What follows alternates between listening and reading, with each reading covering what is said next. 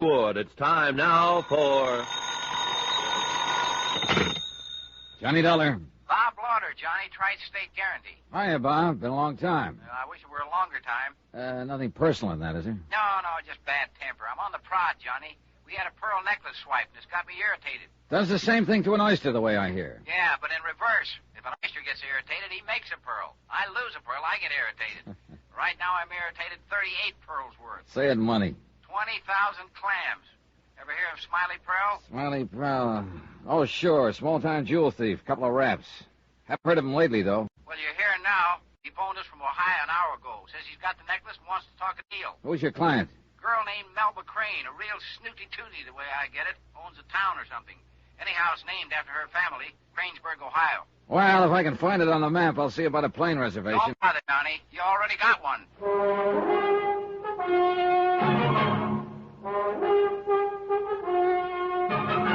Tonight and every weekday night, Bob Bailey in transcribed adventures of the man with the action-packed expense account, America's fabulous freelance insurance investigator. Yours truly, Johnny Dollar.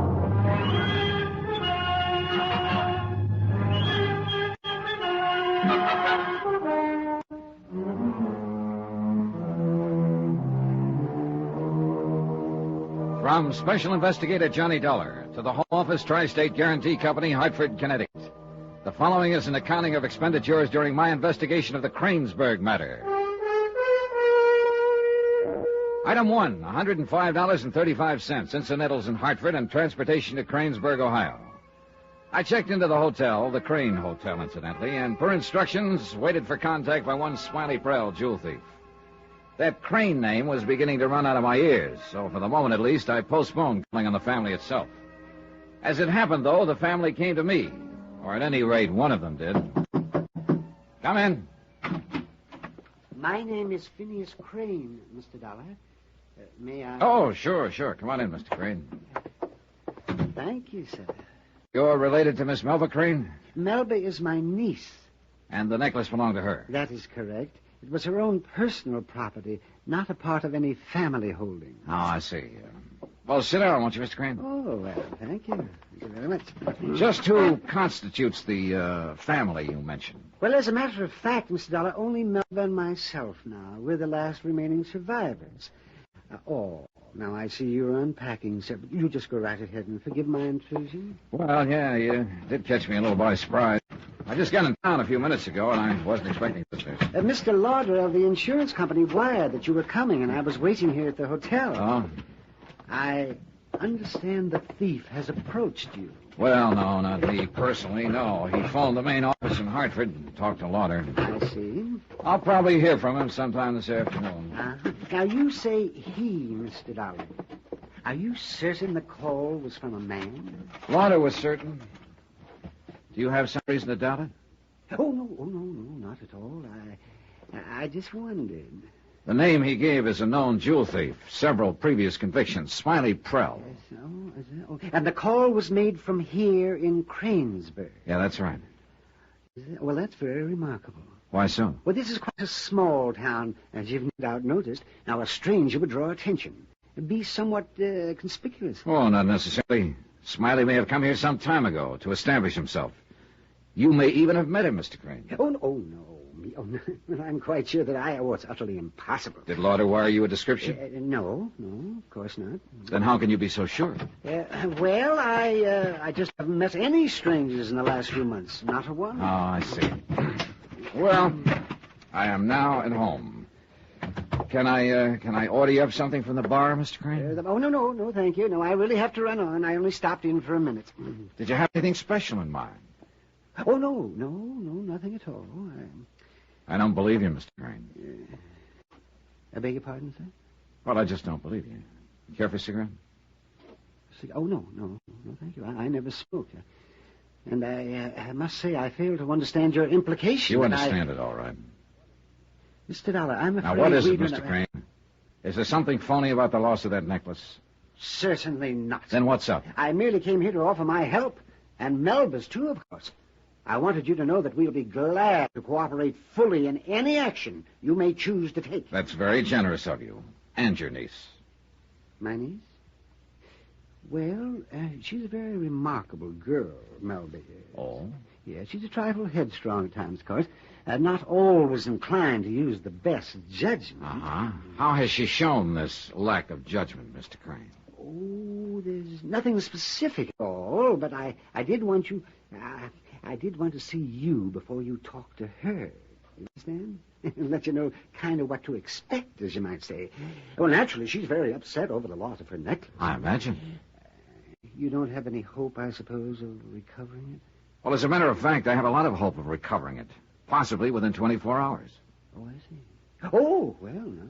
Senator Melba would be very happy to hear that. It was an engagement gift, you understand, from her fiancé, Dean Sellers, his name. Oh, yeah, she was quite broken up when it was stolen. Well, the $20,000 necklace is a pretty fair loss. Now, Mr. Crane... Oh, it's not the intrinsic value at all, Mr. Dollar. No, I suppose not, since that part of it is covered by the insurance. Yeah, oh, that's quite so. But I was referring to the sentimental attachment, you understand. Oh, naturally. And, of course, to the sheer beauty. Oh, it was lovely, Mr. Dollar.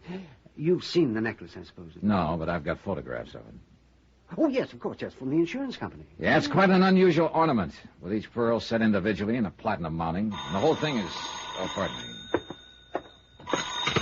Johnny Dollar. This is you-know-who, Mr. Dollar. Is that all right to talk?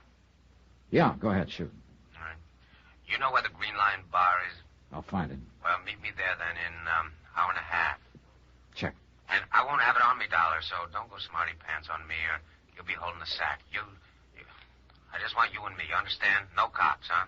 I've been in this game a long time, John. Yeah, that's what I'm counting on, so I'll see you later. That was the thief, I presume? So he says. Well, I've got to be running along now. If there's anything I can do... Well, you Mr. can Dollar... finish what you were saying about your niece, if you will. Oh, no. There was nothing, really. Not at all. I see.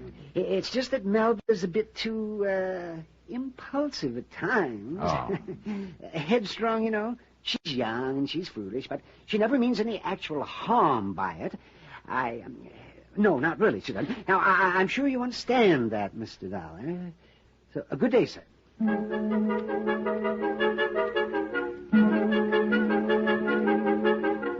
Item 2, $26 even. Deposit and first day's rental on a hired car. I checked on the location of the Green Lion, 15 minutes from the center of town, so there was plenty of time to follow up another angle before I went to meet Smiley Prell.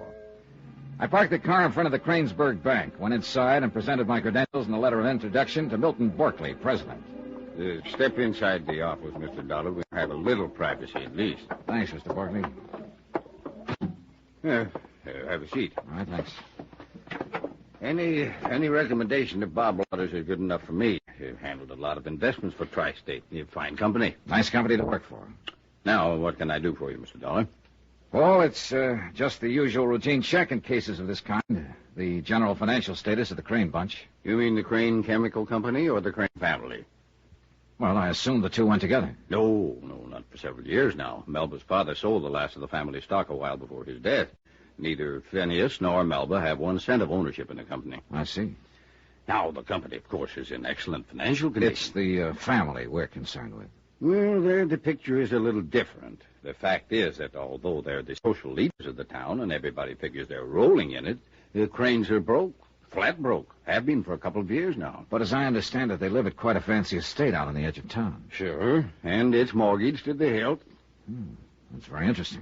Of course, lately, old Phineas seems to be going around with a pocket full of money. I don't know where he got it. It's a funny thing. How lately? Since the necklace was stolen, or before? Oh, long before. 2 or 3 months. The robbery was only last week. Supposedly, at least.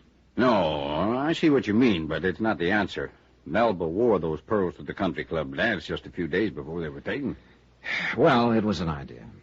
I'll give you a piece of advice, Mr. Dollar. Have more than just an idea before you get too rough with Melba Crane or her uncle. Oh? Yeah, money or no money, they're still top society here. The local aristocrats. And the town kind of takes care of its own. Well, as I said, this is only routine. I don't have the slightest bit of evidence that the Cranes are trying to pull an insurance swindle. But I get paid to be suspicious, that's all. Mm-hmm. Well, I've wondered myself where Phineas was getting the money. Any ideas about it?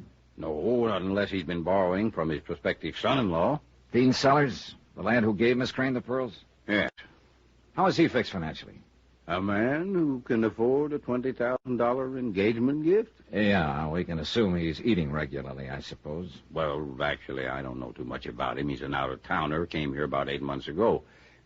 Doesn't bank with me. I see. But I will tell you one thing. If he doesn't have money now, he certainly will have before long. He's a go-getter, that boy. Yeah, he must be. Here 8 months and engaged to the town belle. Oh, he's a whirlwind. Keeps 6 or 8 projects going all at once. For instance? Real estate, business promotion, one thing and another. So busy, he even had to postpone the wedding. They were supposed to get hitched 3 weeks ago. Of course, I hear that may be due to, Due to what? Mr. Dollar, this whole thing is odd enough just on the basis of facts. The rumors, I think we'll skip. I'm sure you understand.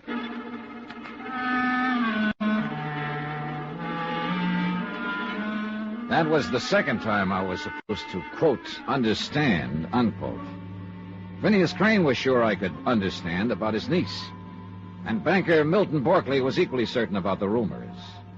As a matter of fact, I understood less about the whole thing than I did when I first got in town. I wasn't getting anywhere. I was losing ground. Item 3, $1.40, 2 dry martinis in the Green Lion Bar while I waited for Smiley Prell. He was 20 minutes late, but he finally showed up, slipped into the back booth across from me. Your dollar? Right. Have a drink? No, some other time. I only got about 1 minute. All right. What's your price? No price, not now. Oh, look, Smiley, a minute's not long enough to do much bargaining. Well, I didn't come here to bargain. Well, I did. And we assumed from the way you talked on the phone to Hartford, you felt the same way. Just keep your shirt on, chum. We'll make a deal, all right, but later. Not right now. Why not? Because something's come up. I got to get it straightened out first. What? Never mind. Hey, look. You remember this address, huh? 1412 North Oak Street, room 6. Huh? The boarding house. Now, you meet me there at 9 o'clock tonight. Oh, wait a minute. What's this all about? I haven't got time, chum. Don't worry. You'll get your beads back one way or another. What do you mean? I mean that somebody's trying to hand old Smiley a real quick shuffle. First-class double cross. And I'm going to see to it that somebody gets it right in the neck. Who? Who's the somebody? Never mind. You just sit tight and meet me at 9 o'clock. And I think I'll be in a position to give you a lot more than just the necklace. You understand? Frankly, no. Well, you will. You're going to understand real good before you're through. So stick around, Dollar.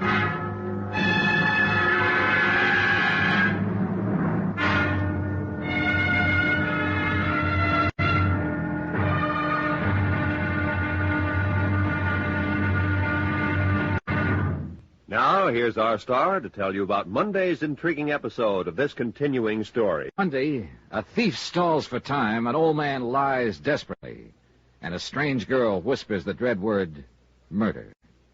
Join us, won't you? Yours truly, Johnny Dollar.